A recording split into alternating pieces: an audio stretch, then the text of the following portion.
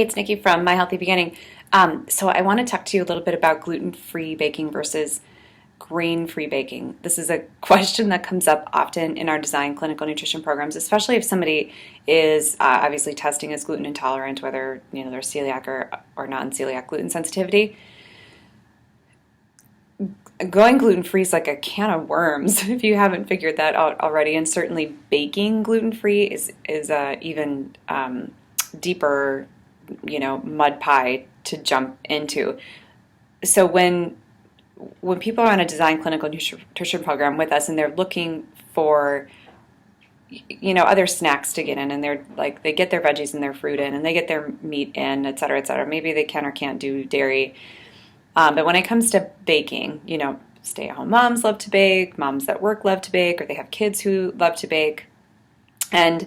And they don't know where to start, and they find random recipes online and they come in and say, does this qualify in my program? Can I eat this? Or, we hand out recipes all the time here when people are on programs with us.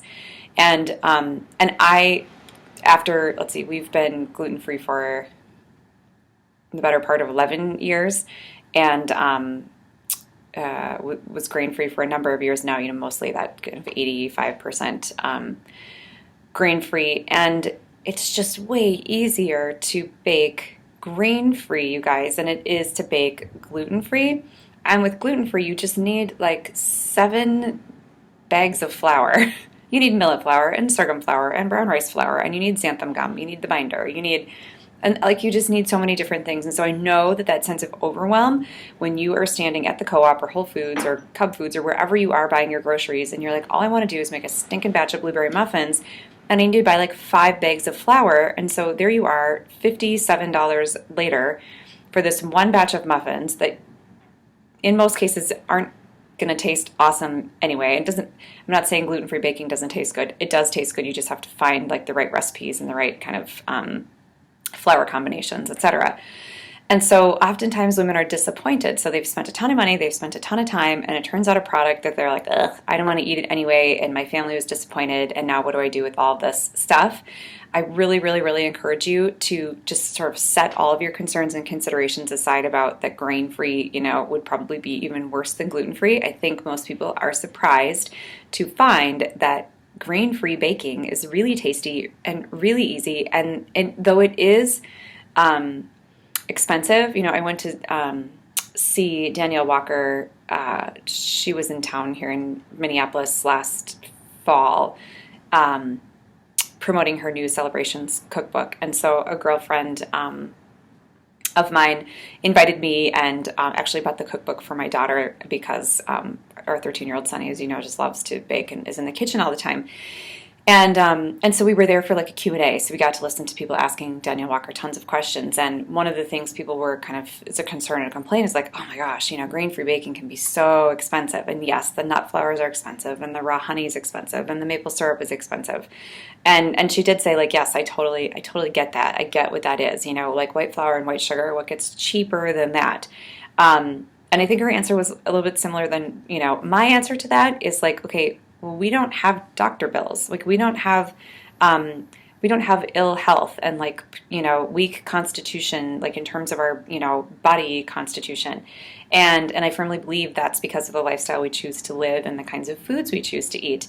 And we don't eat 100% organic all the time, like not even all the time. You have to look at where your budget is and look at making the best choices for that week or that month or whatever you have going on. But always choosing the lesser of two evils and always choosing the food that's going to best serve you at that time.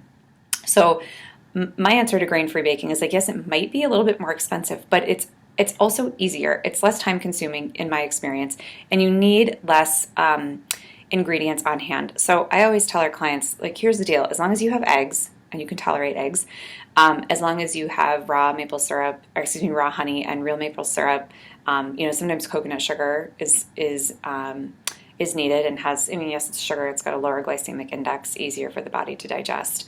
And most people test really, really well for it and, test really poorly, obviously, for cane sugar. So that's an interesting, demonstration in and of itself.